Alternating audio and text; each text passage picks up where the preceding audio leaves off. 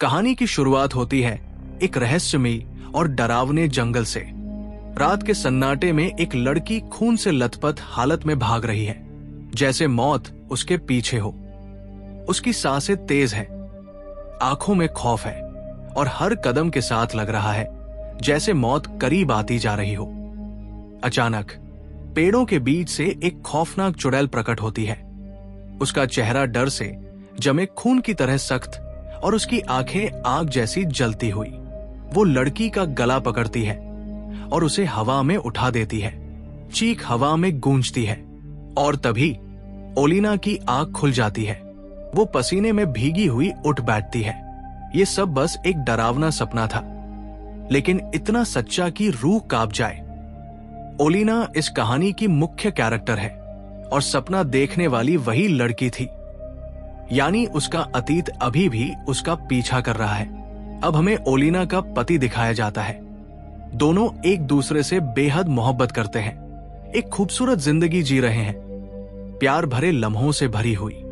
जब उसका पति नहाने गया, ओलिना अपने एक दोस्त को कॉल करती है।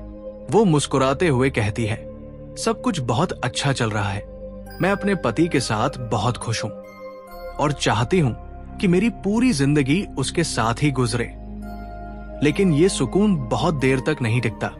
रात को जब उसका पति काम से लौटता है, दोनों अच्छा समय बिताते हैं। टीवी पर एक सनसनीखेज न्यूज चल रही होती है। रूस ने कई देशों पर हमला कर दिया है। रूसी सैनिक घरों में घुसकर निर्दोष लोगों को मार रहे हैं, यातनाएं दे रहे हैं। बड़े बड़े राष्ट्र भी अब घुटनों पर है। ओलिना और उसका पति भी खतरे में है, क्योंकि उनके इलाके में भी रूसी फौज घुस चुकी है। वो लोग जल्दबाजी में फैसला लेते हैं, अब उन्हें भागना होगा। लेकिन वो भागते हैं जंगल के रास्ते से, क्योंकि वो शॉर्टकट है। पर उन्हें क्या पता था कि वही रास्ता उन्हें सीधे मौत की दहलीज पर ले जाएगा। जैसे ही वो जंगल में पहुंचते हैं, उनका सामना होता है रूसी फौज से, जो वहां छुपकर डेरा जमाए हुए है। इन सैनिकों का सरगना है रोबर्टो। रोबर्टो उनकी कार को रुकवाता है। उसके साथ ही ओलिना पर बुरी नजर डालते हैं। एक सैनिक कहता है, इनकी गाड़ी छीन लेते हैं, गांव से सामान लाने में काम आ जाएगी। इन दोनों को खत्म कर देते हैं, कौन पूछेगा। रोबर्टो बिना झिझके हामी भर देता है। फिर कुछ सैनिक ओलिना के पति पर बंदूक तानते हैं और कार से उतरने को कहते हैं। लेकिन ओलिना का पति चुप नहीं बैठता। वो गाड़ी से हमला कर देता है। गोलियों की बौछार के बीच वो उन्हें कुचलते हुए गाड़ी भगाता है। फौजी लगातार फायरिंग करते हैं, लेकिन वो किसी तरह जान बचाकर भागते हैं। एक सैनिक जो गाड़ी के सामने आ जाता है, वो वही कुचल कर मर जाता है। रात गहराने लगती है, अंधेरा रास्तों को निगलने लगता है। इसी वजह से ओलिना और उसका पति सफर को वही रोक देते हैं। ओलिना अपनी दोस्त के घर रुक जाती है, लेकिन जैसे ही वो वहां पहुंचती है, उसे एक ऐसा झटका लगता है जिसे सुनकर उसकी रूह तक कांप जाती है। उसके पति को गोली मार दी गई थी। वो बुरी तरह से जख्मी था, खून बहुत बह चुका था। ओलिना भागकर उसके पास पहुंचती है, लेकिन कुछ ही देर बाद उसकी बाहों में उसका प्यार दम तोड़ देता है। वो रो रो कर पागल हो जाती है, अपने गम पर काबू नहीं रख पाती। उसकी चीखें सन्नाटे को चीर देती है। ओलिना हार नहीं मानती। वो अपनी रहस्यमयी शक्तियों का इस्तेमाल कर अपने मरे हुए पति को जिंदा करने की कोशिश करती है, लेकिन सब बेकार। उसे खोने का दर्द उसे अंदर से तोड़ देता है। वो गुस्से में जलने लगती है। अब वो एक पत्नी नहीं, बल्कि बदले की आग में जलती एक औरत बन चुकी थी। वो अपने पति की लाश को उठाकर अंदर ले जाती है, उसे साफ करती है, सजाती है और एक वादा करती है, जब तक उसका बदला नहीं ले लेती, तब तक अपने पति का अंतिम संस्कार नहीं करेगी। उसकी दोस्त उसे रोकने की कोशिश करती है, कहती है, ओलिना, तुमने ये सब छोड़ दिया था। लेकिन ओलिना की आंखों में अब आंसू नहीं, सिर्फ आग है। वो कहती है, मैंने ये सब अपने पति के लिए छोड़ा था। वो कहती है, और अब जब वो ही नहीं रहा, तो मुझे भी अब किसी चीज की परवाह नहीं। इसके बाद ओलिना एक पुराने खुफिया दरवाजे को तोड़ देती है और नीचे उतरती है। वहां एक पुरानी गुप्त देवयानी गुफा होती है, जहां चारों ओर जलती हुई मोमबत्तियां हैं और रहस्यमय माहौल फैला हुआ है। उसकी कलाई पर एक पट्टी बंधी होती है, जो शायद उसकी ताकतों को रोकने के लिए थी। वो उसे चाकू से काट देती है। जैसे ही पट्टी हटती है, उसकी पुरानी शक्तियां वापस लौट आती है। अब वो फिर से बन चुकी है विच। हाँ, वो पहले भी एक विच थी, लेकिन अपने प्यार के लिए उसने वो सब छोड़ दिया था। लेकिन अब वो नहीं रुकेगी। अब उसका सिर्फ एक ही मकसद है, बदला।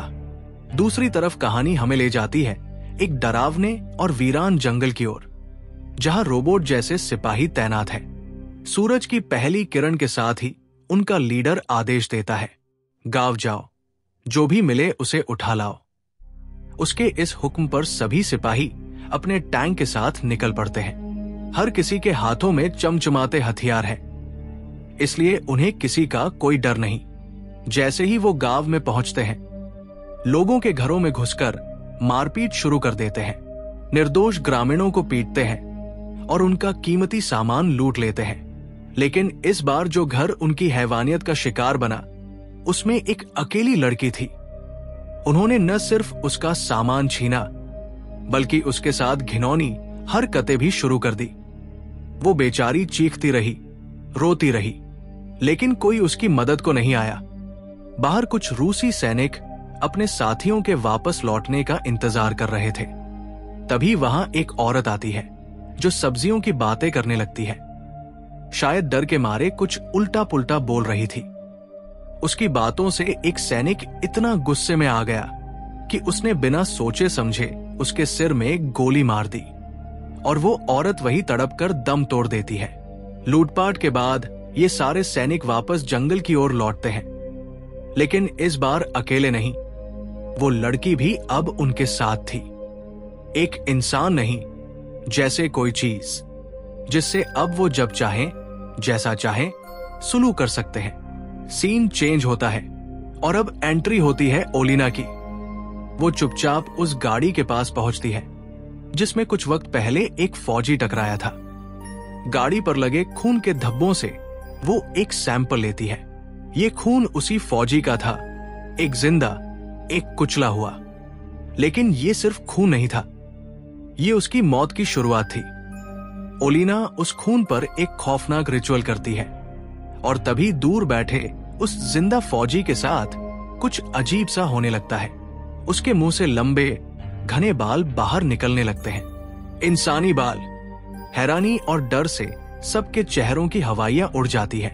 तभी उसके मुंह से एक चिट्ठी बाहर गिरती है, ये जंगल तुम्हारा कब्रिस्तान बनेगा। कुछ ही सेकंड्स में उसकी नाक, कान, आंखें, हर जगह से खून बहने लगता है, और फिर वहीं पर उसकी दर्दनाक मौत हो जाती है।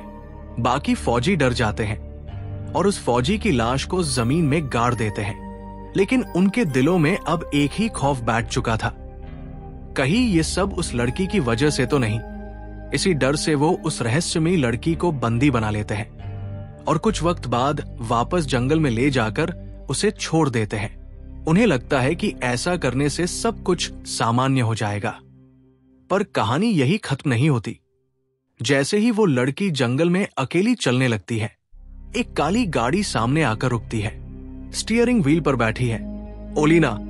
वो धीरे से कहती है, अगर तू भी बदला लेना चाहती है तो मेरे साथ चल। अब कहानी एक और रोंगटे खड़े कर देने वाले मोड़ पर आती है। एक फौजी जंगल में टॉयलेट कर रहा होता है, पर कुछ ही पल बाद उसे एहसास होता है कि उसके जिस्म से खून बह रहा है। ये किसकी करतूत थी? जी हाँ, फिर से ओलिना का काली जादू। उधर एक और फौजी अपने परिवार की तस्वीर देखकर भावुक हो जाता है, मगर अपनी ड्यूटी छोड़ नहीं सकता। जब वो सो जाता है, ओलिना चुपके से उसके पास आती है, लेकिन उसे मारने के बजाय बस उसकी फैमिली फोटो लेकर वहां से चली जाती है, मानो उसका इंसानियत से टूटा नाता उसे रोक रहा हो। फिर एक लालची फौजी ओलिना का अगला शिकार बनता है। ओलिना उसके सामने पैसों की गड्डियां फेंक देती है और वो फौजी आंख बंद कर उनका पीछा करने लगता है। अगली सुबह उसका हाल देखकर सब दंग रह जाते हैं। वो पेड़ से बंधा हुआ था, खून से लथपथ, ठंड में कांपता हुआ और पूरी तरह बेजान। ओलिना उसके ऊपर एक और तांत्रिक रिचुअल करती है और पूरी फौजी टुकड़ी के सामने बॉम्ब की तरह उसे फाड़ देती है। उसके जिस्म के टुकड़े हवा में उड़ जाते हैं। अब भी रोबर्टो सबको समझाता है कि ये सब हमारे दुश्मनों की चाल है। जंगल में बॉम्ब्स लगाए गए हैं और हमारे सैनिकों को उन्हीं ने मारा है। लेकिन सच्चाई इससे कहीं ज्यादा डरावनी थी।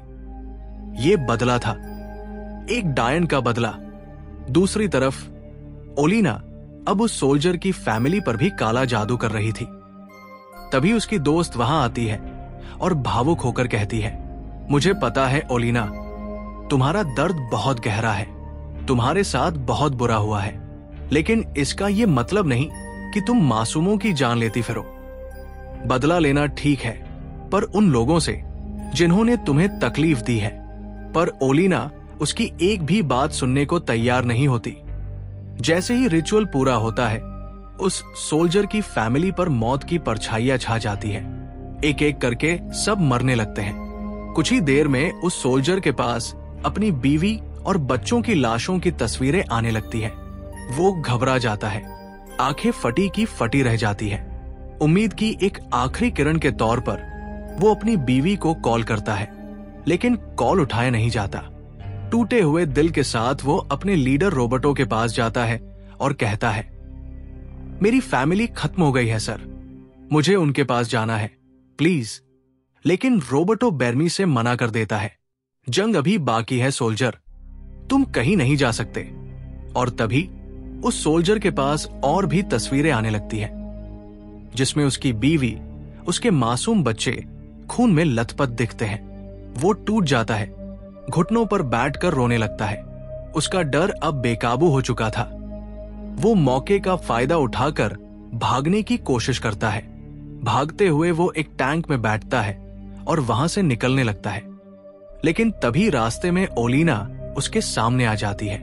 उसकी आंखों में खून, चेहरे पर डरावनी मुस्कान और रूह तक को कंपा देने वाला चेहरा। सोल्जर डर के मारे कांपने लगता है।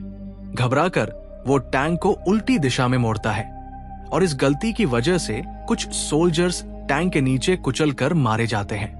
ये देख बाकी सोल्जर्स का खून खौल उठता है। वो उसे पकड़ते हैं और बांध देते हैं। मारे गए सैनिकों को वो सभी दफनाते हैं। लेकिन जैसे ही दफन का काम पूरा होता है, अचानक चारों तरफ से बम फटने लगते हैं। ये हमला भी ओलिना का ही था। बम धमाकों के कारण सभी सोल्जर्स इधर उधर बिखर जाते हैं। उसी दौरान एक सोल्जर को दूर एक साइकिल नजर आती है। वही साइकिल जिसे चलाने वाली महिला को उसने कभी गोली मारी थी। अब वो महिला उसे दूर खड़ी दिखती है, लेकिन उसका चेहरा अब इंसान का नहीं, एक राक्षसी आत्मा का था। सोल्जर डर से चीखने लगता है और भागते हुए जमीन पर गिर जाता है। तभी कोई उसके पास आता है। शक्ल से वो उसका लीडर लगता है, लेकिन जब वो उसके पास आता है, सोल्जर की रूह कांप उठती है। वो असल में लीडर नहीं, वही महिला थी जिसे उसने मारा था। उसकी आंखों में बदले की आग जल रही थी। वो फौजी को पकड़ती है और बड़ी बेरमी से उसका सीना चीरकर दिल निकाल लेती है और उसी दिल को ओलिना खा जाती है। उसका बदला धीरे धीरे पूरा हो रहा था। यही उसका सुकून था। लेकिन उसकी वही दोस्त फिर से उसे समझाने की कोशिश करती है, ओलिना, ये तू क्या बनती जा रही है? तुझमें और उन लोगों में अब कोई फर्क नहीं रहा। पर इस बार ओलिना का गुस्सा 7वें आसमान पर था। वो चीखते हुए कहती है, अब कोई नहीं बचेगा। अब सोल्जर्स को एक और डरावना सच पता चलता है। जिन लाशों को उन्होंने दफनाया था, कोई उन्हें कब्र से बाहर निकाल चुका था और अब उन्हें पूरा यकीन हो चुका था, ये सब कोई और नहीं, वही कर रहा है जो अब हर एक को मारना चाहता है। सैनिक जब एक मिशन के बाद वापस गांव की ओर लौट रहे थे, तो उन्हें रास्ते में कुछ ऐसा दिखा जिसने उनके रोंगटे खड़े कर दिए। जिन फौजियों को उन्होंने सम्मानपूर्वक दफनाया था, अब उन्हीं की लाशों के छोटे छोटे टुकड़े पेड़ों पर टंगे हुए थे, खून से सने, हवा में झूलते हुए। ये नजारा इतना भयानक था कि एक सैनिक का दिल दहल गया। उसने कांपती आवाज में कहा, अब मुझसे ये सब बर्दाश्त नहीं होता। उसी वक्त जंगल की ओर से एक परछाई नजर आती है। वो एक औरत थी, काले कपड़ों में, बाल बिखरे हुए। सब सैनिक उसे देखकर दहशत में आ जाते हैं और गोलियां चलाना शुरू कर देते हैं, लेकिन वो औरत कुछ ही पलों में गायब हो जाती है। वो और कोई नहीं, ओलिना थी, जिसके अंदर अब एक डायन की आत्मा जाग चुकी थी। फायरिंग में बुरी तरह घायल हो चुकी ओलिना को उसकी दोस्त किसी तरह जंगल में खींच लाती है और उसकी जान बचाने की कोशिश करती है। सैनिकों को जंगल में खून के निशान मिलते हैं, जिससे वो समझ जाते हैं कि वो औरत जख्मी है और जरूर आसपास ही कहीं है।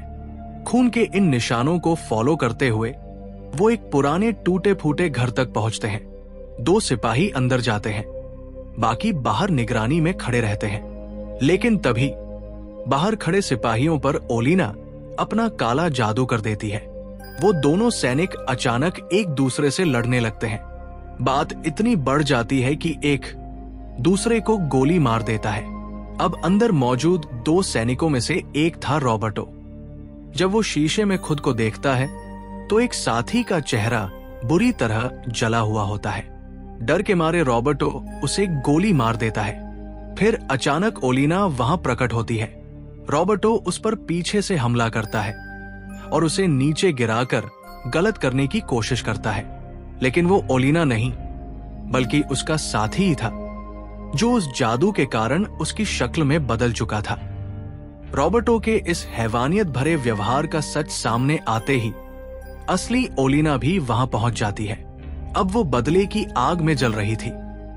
उसने रॉबर्टो को बुरी तरह मार डाला और फिर एक एक करके बाकी फौजियों से भी अपना बदला ले लिया।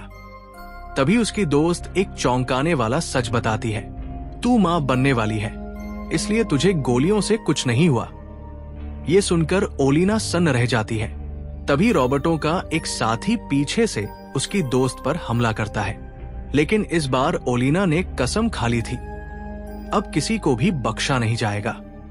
उसने अपने पूरे गुस्से और जादू से उसे खत्म कर दिया और फिर सब कुछ छोड़कर वो वहां से कहीं दूर चली जाती है, अपने होने वाले बच्चे के साथ एक नई जिंदगी की शुरुआत करने के लिए। ओलिना ने अपने अंदर की डायन को हमेशा के लिए दफना दिया। अपने बच्चे के लिए उसने जादू और मौत दोनों से रिश्ता तोड़ दिया। जब दर्द हद से गुजर जाता है तो इंसान नहीं, आत्मा भी बदला लेने पर उतर आती है। पर एक मां का प्यार हर काले साए को मिटा सकता है। बदले की आग बहुत कुछ जलाती है, लेकिन मातृत्व की भावना उससे भी ज्यादा ताकतवर होती है।